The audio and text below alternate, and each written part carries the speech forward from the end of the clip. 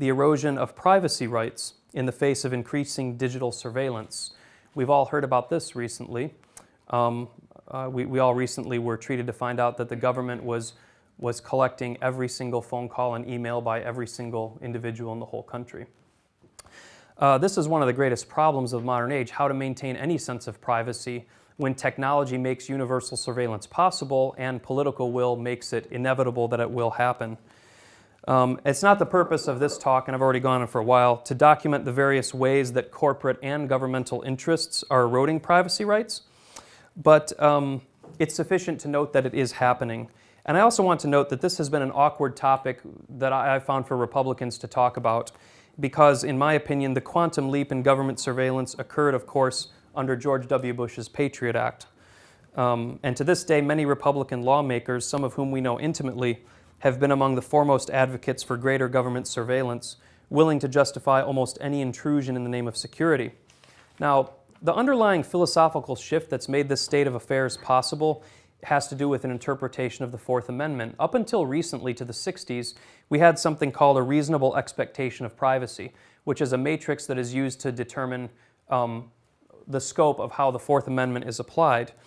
And since 1967, Katz versus the United States, gosh, I'm talking about law with a room full of attorneys here.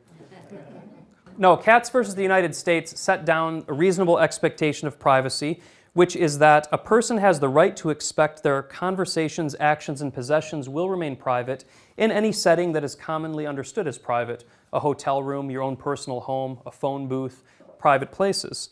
If you wanted a wiretap or surveillance, you had to prove there was reasonable cause and get an affidavit. In other words, privacy was the norm and deviations from privacy were the exception. That was the intent of the framers of the Constitution and the Fourth Amendment. What's happened in the 15 years is this assumption has been flipped on its head. Whereas we once had reasonable expectation of privacy, now we are being told that because our age is so digitized, we shouldn't have any reasonable expectation of privacy. By interacting with the modern world via cell phones, email, the internet, we abdicate our right to privacy. There's a kind of nebulous contract proposed that if we use these technologies, we're kind of agreeing that they might be spied on at any time by anyone. In other words, the rise of the surveillance state has given us an assumption of lack of privacy. Privacy is now the deviation where once privacy was the norm. And it's from this inversion that follows the internet data mining, collection of cell data, drone surveillance, all the stuff we've been hearing about. And new legal and technical distinctions have been invented to justify these things. But the end is the same. Privacy is continually diminished in the name of safety, security, or worse, marketing. And the real possibility of privacy is less meaningful. Now, this is not a good thing for us. Knowledge confers power, and the accumulation of metadata by the government and corporations can only mean a real loss of power by the common man, who is told laughably that if he doesn't like it, he is free not to use the cell phone, free not to use the internet, free not to use email, in a day when all resumes must be submitted online, when most communication is via email. It's my contention that by taking advantage of the technology we have, we shouldn't be compelled to give up our constitutional right to privacy.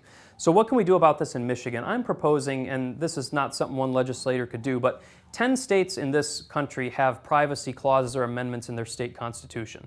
Michigan is not one of them. I believe that Michigan should have a privacy clause in our state constitution. Look at Florida's. Florida says that the right of the people to be secure in their persons, houses, papers, etc., shall not be infringed by the unreasonable interception of private communications by any means. That covers your digital surveillance, right? Or Illinois, the people shall have the right to be secure in their houses, papers, and effects against unreasonable searches, seizures, invasions of privacy, or interceptions of communication by eavesdropping devices. That's great. That even mentions eavesdropping devices, right? Presumably that would include data collection by drones or by private companies or by the government without a warrant upon probable cause. So I propose that Michigan, too, ought to have a privacy clause in our state constitution. Furthermore, Michigan should support House Bills 4455 and 56, which require the use of a warrant before you can use any drone in a non-emergency situation, and it would ban the use of weaponized drones. We've already used weaponized drones overseas. it's only a matter of time before I think they want to use them here as well for law enforcement situations. I also think, broader speaking, and we'll wrap this up here, that legislators, especially at the state level, should refuse to participate in federal surveillance mandates and try to fight them as a prerogative of states' rights in the 10th Amendment. And we should also insist on oversight of data mining at the corporate level as well, which is just as intrusive as government data mining.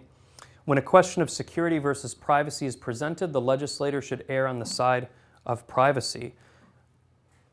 This means we have to reject, and this is hard, we have to reject the cult of safety, which can be defined as the belief that any law or measure, no matter how broad, is appropriate if it will make us safer, healthier, and more physically secure. The cult of safety absolutizes physical security as the highest good and discards everything else in pursuit of an ever-elusive state of perfect security. You all know what I'm talking about, right? So this is one of the biggest threats we're facing. We're losing not only our privacy, but even our expectation of privacy. And most alarming is the way that people have adapted their thinking to this. When I talk to some people about this, they say, well, so what? I don't have anything to hide. Like, what do I care if they spy me? I have nothing to hide. And that was in response to being told that the U.S. government was spying on every single email and cell phone call made by every citizen, right? Well, so what? I got nothing to hide. This appallingly servile answer could only be contemplated in a society that's lost the expectation of privacy. We have to restore this expectation by legislative action, by a shift in jurisprudence, and by social change. But if we don't, the whole meaning of the Fourth Amendment is null and void. You don't hear a lot of conversation about this, and I just wanted to show you that, I've been thinking about these things and gravely concerned about them. But the problem is not so much that there's bad laws. Yes, there's bad laws, but it's that society in its entirety is moving in a bad direction. And faced with this truth, many conservative constituents have given in despair and told me, after slapping me on the back and wishing me luck, that it really doesn't matter. What can one person do anyway? This is the way the flood is moving. Well, maybe one person can make a difference, maybe they can't, but one person can get a conversation started. And we need more conversation in our politics and less noise. Now, to my closing comment, what Jason said, the quote from the gentleman that the problem with getting our people to office is once they get there, they're no longer our people. I'll repeat what I said at our last fundraiser, is that I think there's a way around that. I think there's a trump card, and that is that ultimately this has to not be the center of your life. Politics cannot be the center of your life, or else that probably does happen. For me, this is important to me. I care about the common good. I care about what's going on in the state, but I'm not personally invested in my political persona. I'm a teacher. I've got lovely, wonderful students. I've always had wonderful students. I've got a wonderful family. I've got the Lord. If this doesn't work out, that's fine. I'll go back to what I was doing before. My identity is not invested in this office. And the thought of doing this for my whole life is frankly not something that excites me.